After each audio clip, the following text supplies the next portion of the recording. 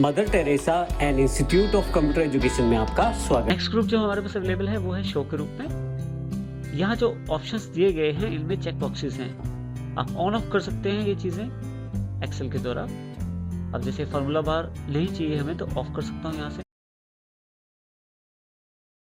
On off, headings on off. तो इस तरह से जो चीज चाहिए आप ऑन और अदरवाइज उसे ऑफ कर सकते हैं। नेक्स्ट सेक्शन है हमारे पास जूम के रूप में अगला ग्रुप।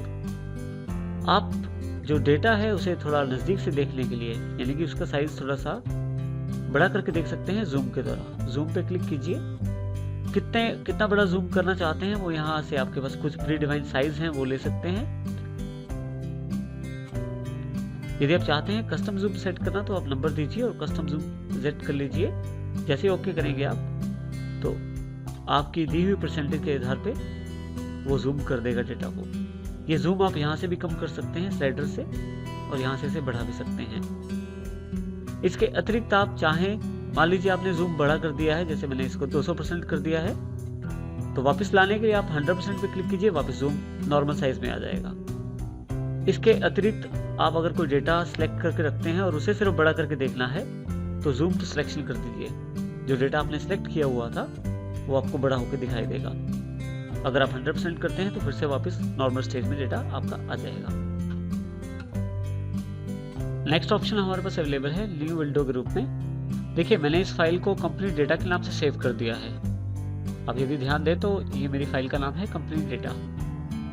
यदि मैं यहाँ न्यू विंडो पे क्लिक करता हूँ तो मेरे पे यहाँ 2 आ जाता है मेरे पास।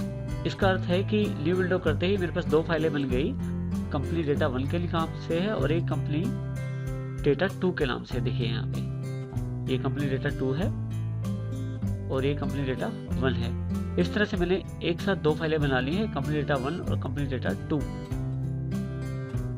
यहाँ से यदि मैं चाहता हूँ कि दोनों फाइलें मुझे इकट्ठी दिखाई दे तो यहाँ से मैं अरेंज ऑल कर देता हूँ इसे। अब अरेंज ऑल में काफी सारे तरीके हैं अरेंज करने के, जैसे टाइल्ड, हॉरिजॉन्टल, वर्टिकल, कास्केड।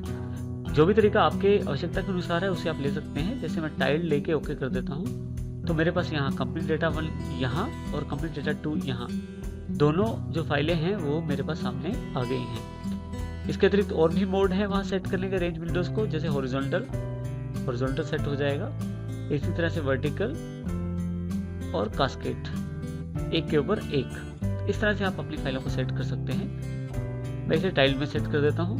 इस तरह से ये टाइल्ड में सेट हो गया। इस तरह से आपने 2 विंडोज जो क्रिएट की एक साथ आपने देख ली खोल के। इस तरह से अरेंज कर सकते हैं अपने विंडोज को। अब मैं यहाँ से एक विंडो को बंद कर देता हूँ और दूसरी विंडो को मैक्सिमाइज कर देता हूँ। अब यहाँ पे हमारे पास नेक्स्ट ऑप्शन है फ्रीज पेन का। फ्रीज पेन का अर्थ है कि आप अपने सेल्स को फ्रीज कर देते हैं। आपके सेल्स जो हैं वो स्क्रॉल नहीं करते।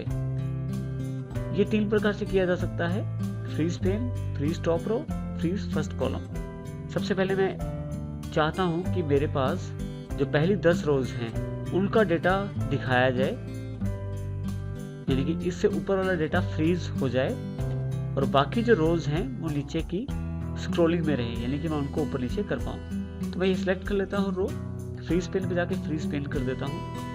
देखिए यहाँ एक लाइन आ गई है जो ये इंडिकेट करती है कि यहाँ से आपका जो पेन है वो फ्रीज हो गया है। अब जब मैं स्क्रॉल करता हूँ तो नीचे वाला एरिया तो स्क्रॉल हो रहा है और ऊपर वाला एरिया स्क्रॉल नहीं हो रहा। ये संभव हुआ है फ्रीज पेन से। यदि आप फ्रीज पेन पे दोबारा क्लिक करें, अनफ्रीज कर सकते हैं जो आपने लॉक किया था एरिया, ये अनलॉक हो जाएगा एरिया। अब देखिए पूरी की पूरी शीट फिर से स्क्रॉल हो पा रही है। इसके अतिरिक्त अगर आप चाहते हैं कि फर्स्ट रो केवल फ्रीज की जाए तो फ्रीज टॉप रो पे क्लिक कर दीजिए। अब देखिए नीचे की सारी रोज स्क्रॉल हो पा रही हैं, लेकिन पहली रो जो है वो स्क्रॉल नहीं हो रही है। अनफ्रीज कर दीजिए, फिर से वापस उसी दिशा में आ जाएगा। इसी तरह से हम लोग फ्रीज फर्स्ट कॉलम भी कर सकते हैं। जैसे ही फ्रीज फर्स्ट कॉलम किया तो अब मैं हॉरिजॉन्टल अगर स्क्रॉल करता हूँ यहाँ से तो देखिए पहले वाला जो कॉलम है वो स्क्रॉल नहीं कर रहा है, बाकी जो कॉलम है वो स्क्रॉल कर रहे हैं। इस तरह से फ्रीज पेन का मैं प्रयोग कर सकता हूँ अपने कुछ डेटा को फ्रीज करने के लिए और बाकी को स्क्रॉल करने के लिए। मैं इसे अनफ्रीज कर देता हूँ फिर से। तो मुख्यतः इसका प्रयोग तब किया जाता है जब आपके पास काफी सारी जानकारी हो और आप चाहते हैं कि आपकी रोज़ जो ऊपर वाली हैं वो फिक्स हो जाए और नीचे वाली रोज़ आप आराम से स्क्रॉल करके देखते रहें। इस तरह से हम फ्रीज पेन का प्रयोग कर सकते हैं। नेक्स्ट कमांड हमारे पास स्प्लिट की है। अगर आप है या बहुत बड़ी शीट है और आप चाहते हैं कि अलग अलग हिस्सों को अलग अलग जगह से देखना, तो आप स्प्लिट कर सकते हैं शीट को। जैसे इस शीट को मैं यहाँ क्लिक करता हूँ और यहाँ से स्प्लिट करना चाहता हूँ। जैसे मैं क्लिक करता हूँ तो देखिए इस शीट के 4 भाग हो गए हैं। पहले भाग पे क्लिक करके मैं उसको स्क्रॉल कर सकता हूँ, जो कि लेफ्ट और राइट दोनों पार्ट को स्क्रॉल कर रहा है। इस तरह से मैं नीचे वाले भाग को भी लेफ्ट राइट स्क्रॉल कर सकता हूँ। इसके अतिरिक्त मैं यहाँ से हॉरिजॉन्टल स्क्रॉलिंग भी कर सकता हूँ। मैं यहाँ अगर क्लिक कर देता हूँ तो देखिए स्क्रॉलिंग हो पा रही है यहाँ से, और यहाँ मैं अगर क्लिक करके यहाँ से स्क्रॉल करता हूँ तो ये पार्ट भी स्क्रॉल कर रहा है। तो इस तरह से मैं एक बड़े डॉक्यूमेंट में अलग अलग जगह से ये चेक कर सकता हूँ कि मेरे अलग अलग एरियाज में क्या क्या लिखा हुआ है, जिससे मुझे मैच करने में आसानी रहे। ये स्प्लिट से संभव हो पाता है। स्प्लिट ऑफ करते ही जो सेक्शन स्प्लिट था वो हट जाएगा। यदि आप अपनी वर्क बुक को हाइड करना चाहते हैं तो हाइड पे क्लिक कर दीजिए, आपकी जो वर्क बुक है वो हाइड हो जाएगी। यदि आप चाहते हैं कि आपकी जो वर्क बुक हाइड हो रखी है उसे अनहाइड करना है, अनहाइड पे क्लिक कीजिए। कंप्लीट डेटा जो आपकी वर्क बुक थी उसे सिलेक्ट कीजिए और ओके कर दीजिए। देखिए आपके पास अब जो वर्क बुक है वापस आ गई है, अनहाइड हो गई है। इस तरह से आप इनका प्रयोग कर सकते हैं। नेक्स्ट ऑप्शन जो हमारे पास अवेलेबल है वो है view side by side, synchronize scrolling और रीसेट विंडो पोजीशन। यदि आप ध्यान दें तो ये सब ऑप्शंस डिसेबल पड़ी हैं।